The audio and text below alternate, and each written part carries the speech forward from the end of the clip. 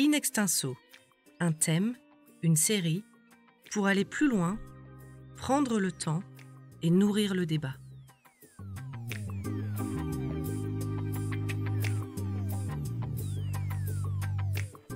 Erreur ou exploit de communication, discours savant, usage du mensonge ou du silence, vague médiatique, mobilisation de l'opinion, émotions et réseaux sociaux. Comment la politique joue-t-elle de nos affects ? Bienvenue sur En Scène, le podcast qui décrypte quelques-uns des outils de la communication politique. Difficile de ne pas aborder ces questions sans d'abord se tourner vers le premier des représentants de la nation, le président de la République. Comment Emmanuel Macron s'est-il mis en scène avant même le début de son quinquennat ? Comment son image a-t-elle évolué, parfois jusqu'à la contradiction ? Et comment tente-t-il de la maintenir en période de crise ?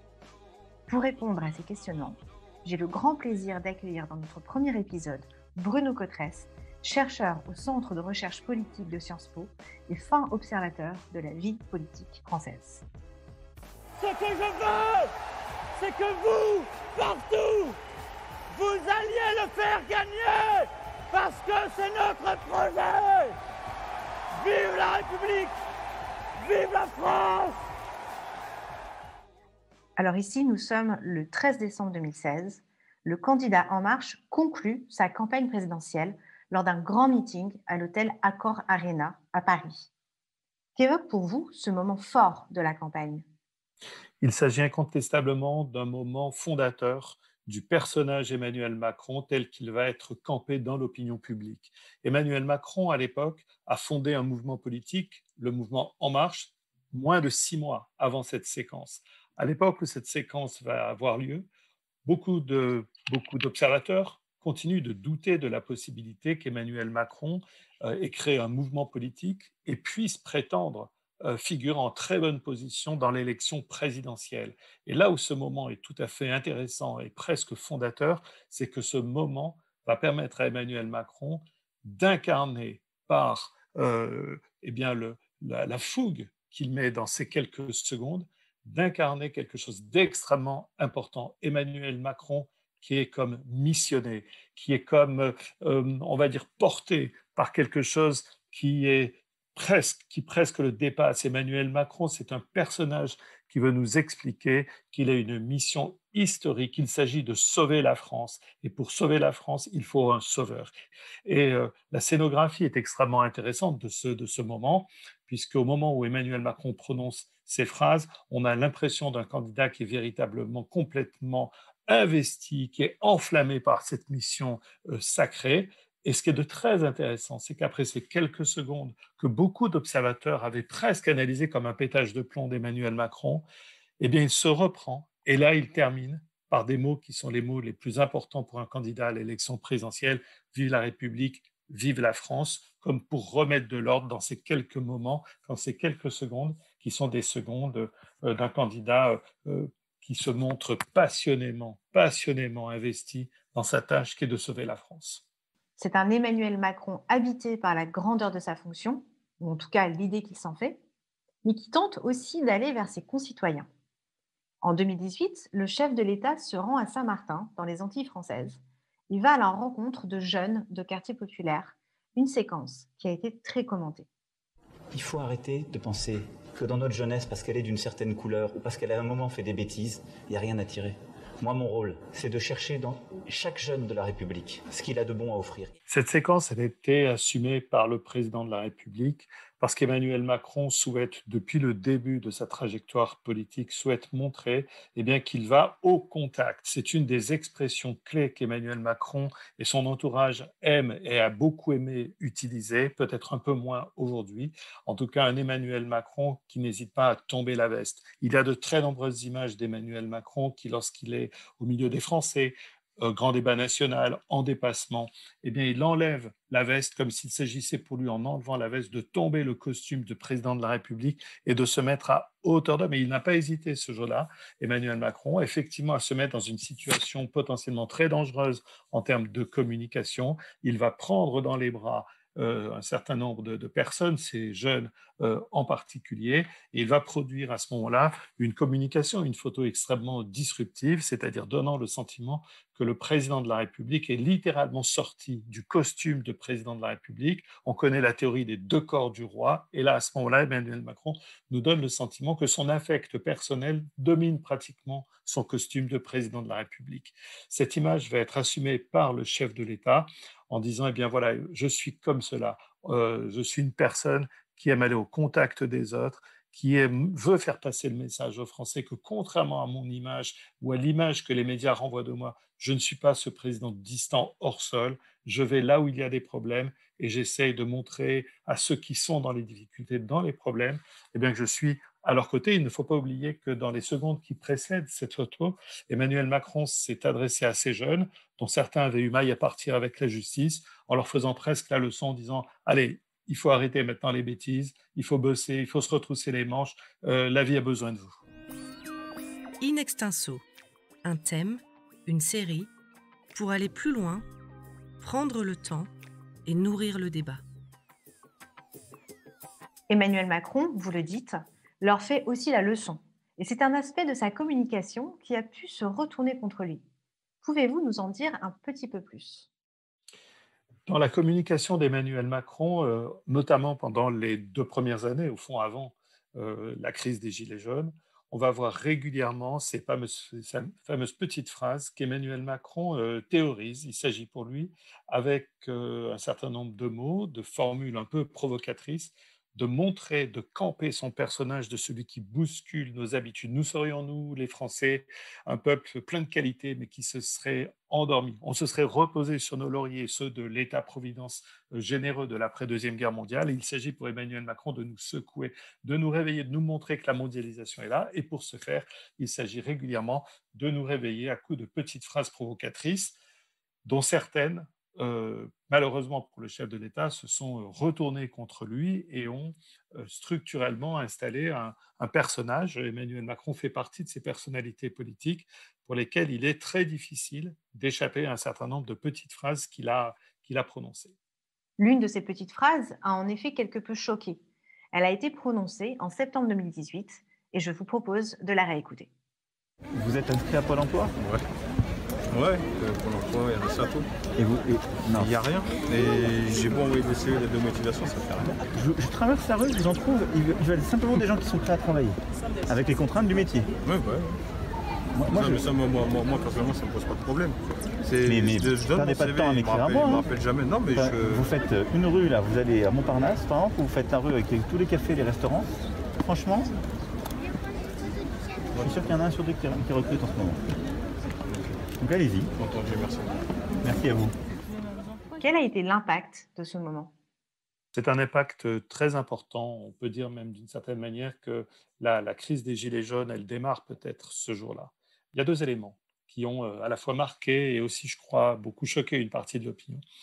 Les 2 éléments, c'est que le chef de l'État, devant des caméras, ait pu faire la leçon à un jeune, donc le mettre dans une situation qui était un peu humiliante pour lui. C'est-à-dire devant toutes les caméras, devant les yeux de tous les Français, expliquer à ce jeune que s'il n'a pas de boulot, ben c'est aussi parce qu'il n'a pas essayé de trouver du travail. Puis il y a un deuxième élément qui a choqué, qui était le contenu, c'est-à-dire comme si pour les jeunes qui aujourd'hui n'ont pas d'emploi, qui sont au chômage, il suffirait au fond de traverser la rue, il suffirait de prendre son destin en main, d'empoigner son destin pour trouver du travail. Et donc ce sont ces 2 éléments qui vont particulièrement choquer. Et au moment où Emmanuel Macron prononce cette phrase, l'image d'un Emmanuel Macron qui a une forme de manque d'humilité, qui regarde une partie de la société française trop de haut, qui regarde la société française pour certains avec trop d'arrogance, eh bien cette image, elle est déjà très installée dans l'opinion publique.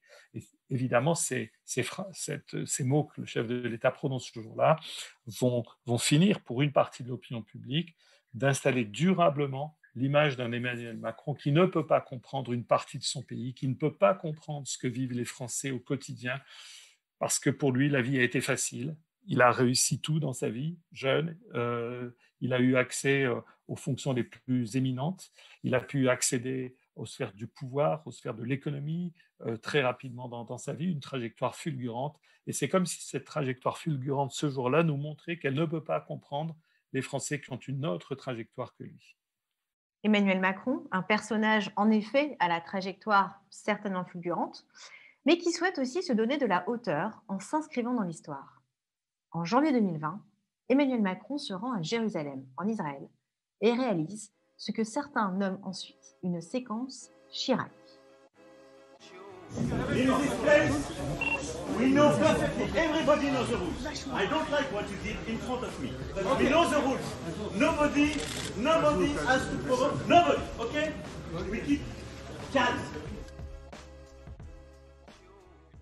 Il est certain qu'Emmanuel Macron a toujours voulu inscrire ses pas dans ceux de grands personnages historiques. Il a un rapport à l'histoire très important. Et ce jour-là, ce qui est tout à fait extraordinaire dans la séquence, c'est qu'Emmanuel Macron va, par le fait d'une visite à l'église Sainte-Anne à Jérusalem, eh bien, il va presque imiter Jacques Chirac, comme par une sorte de mimétisme qui vient sur lui et qui l'amène à utiliser à la fois la même posture que Jacques Chirac. Il faudrait laisser le président de la République aller là où il le souhaite, à Jérusalem, ce jour-là, à l'intérieur de l'église Sainte-Anne. Mais surtout, ce qui est tout à fait extraordinaire dans cette séquence, c'est qu'Emmanuel Macron, qui maîtrise plutôt bien la langue anglaise, va se mettre à parler en anglais avec un accent que l'on caractérise très souvent comme étant l'accent français typique d'un Français qui parle anglais, et d'une certaine manière, de ce fait, va se situer dans cette tradition et va susciter chez nous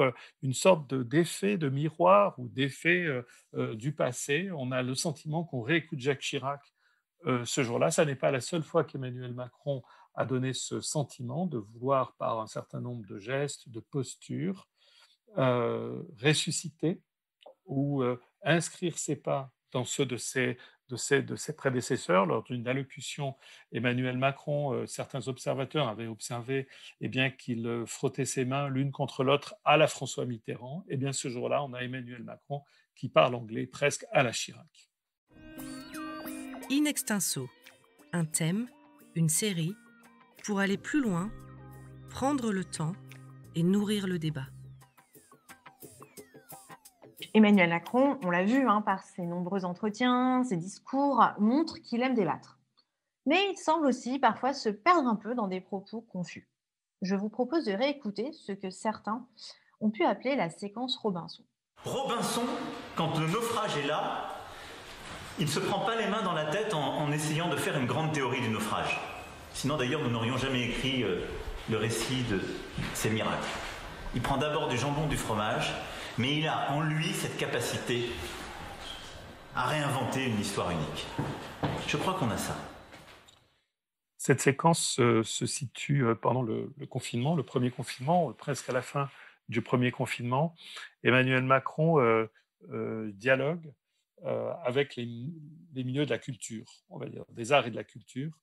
Et Emmanuel Macron est en compagnie ce jour-là du ministre de la Culture de l'époque, Franck Riester, qui est assis à sa droite. Et ce que cette séquence nous montre, c'est un Emmanuel Macron qui sort de son personnage de président de la République, comme si l'intellectuel qu'il est ou qu'il veut être, l'homme de culture qu'il est et qu'il veut montrer qu'il est, eh bien, prenait le dessus pratiquement sur son rôle de président. Il est en bras de chemise, mais il a tombé la veste, mais contrairement à beaucoup de situations où il reste les boutons de manchette boutonnés, eh bien Emmanuel Macron a relevé ses manches. Il a les cheveux relativement ébouriffés, il se passe régulièrement les mains dans ses cheveux, il a de grands gestes avec ses mains et ses bras, et c'est comme si Emmanuel Macron, ce jour-là, voulait passer comme message eh bien, que la culture, les choses qui touchent aux arts, à la culture, au théâtre, au cinéma, au musée, eh bien, ça fait réfléchir, on passe ses mains dans ses cheveux, tout est compliqué. Et surtout, Emmanuel Macron, ce jour-là, effectivement, a les idées relativement confuses. C'est ce jour-là qu'il va prononcer cette fameuse phrase « Il faut savoir enfourcher le tigre ». Expliquant que lorsque Robinson Crusoe veut survivre, eh bien, la première chose qu'il fait, c'est d'aller à la cave chercher du jambon et du fromage. Et donc, on a effectivement une séquence absolument curieuse. Et ce que j'ai toujours beaucoup aimé dans cette séquence, c'est peut-être pas tant le président de la République que le ministre de la Culture, qui est assis à sa droite et qui, par un jeu de regard, nous, nous renvoie son étonnement de voir le chef de l'État dans cette posture. Et l'une des séquences les plus intéressantes, c'est le moment où le ministre de la Culture va croiser les bras, en particulier lorsque le président de la République va raconter cette histoire d'enfourcher le tigre, de Robinson Crusoe. Le ministre de la Culture va croiser les bras. Et vous savez qu'en termes de communication, croiser les bras, c'est toujours un geste extrêmement intéressant. Ça montre à la fois une prise de recul qu'on veut indiquer, peut-être une légère désapprobation aussi, donc une séquence qui est extrêmement intéressante sur la myriade des facettes d'Emmanuel Macron, un personnage qui décidément ne se laisse pas ranger dans une seule boîte. Bruno Cotresse, cette séquence tranche considérablement avec son image, celle de l'homme fort, le paternaliste, le chef de guerre, qu'il a tenté de se donner tout au long de la crise sanitaire. On voit un Emmanuel Macron qui eh bien, incarne ou veut incarner cette posture du chef de guerre. Ces communicants, à ce moment-là, vont d'ailleurs expliquer qu'Emmanuel Macron serait à l'image de Clémenceau dans les tranchées, c'est-à-dire celui qui est au milieu de la première ligne. Les fameux premiers de corvée, ce jour-là, pour essayer de gommer l'image du président qui soutient les premiers de cordée.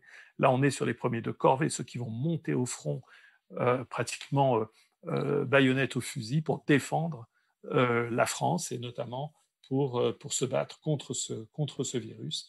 Cette posture de guerre a été moins évoquée par la suite par le chef de l'État parce que puis la crise s'est développée et puis la gestion du côté proprement sanitaire de la coordination de l'action de l'État s'est imposée à lui et au Premier ministre. Mais au tout début, effectivement, Emmanuel Macron, toujours dans ce rapport à l'histoire, eh bien, va faire une sorte lancer une sorte d'appel à la mobilisation générale.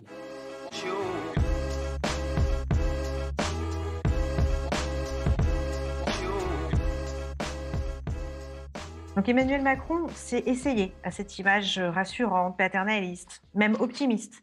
Il veut être celui qui essaye, celui qui va montrer le chemin. En revanche, on le soupçonne, il n'aime pas trop les critiques, comme l'illustre la séquence suivante. Et puis cette stratégie, elle assume aussi la part de risque et d'erreur. Et je le dis parce que ce qui va avec la défiance française, c'est aussi cette espèce de traque incessante de l'erreur. C'est-à-dire, nous sommes devenus une nation de 66 millions de procureurs.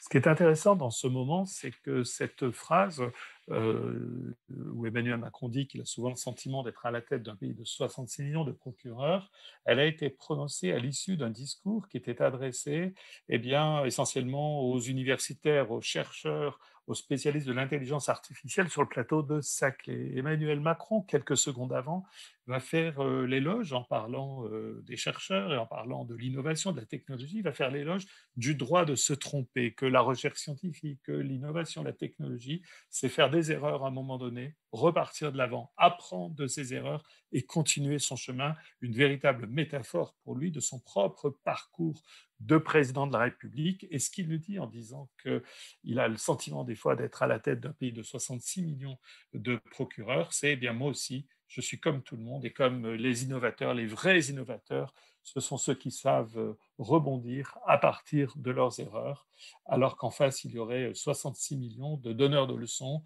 de procureurs qui traqueraient les erreurs du chef de l'État en permanence. À l'écoute de votre analyse, on peut finalement se demander qui est vraiment Emmanuel Macron ? C'est l'une des questions à la fois les plus importantes et l'une des questions qui est presque sans réponse au jour d'aujourd'hui encore. Emmanuel Macron est président de la République, il entame sa 4e année de mandat de président de la République. Et le fait qu'on se pose encore la question qui est exactement Emmanuel Macron est en soi-même une réponse.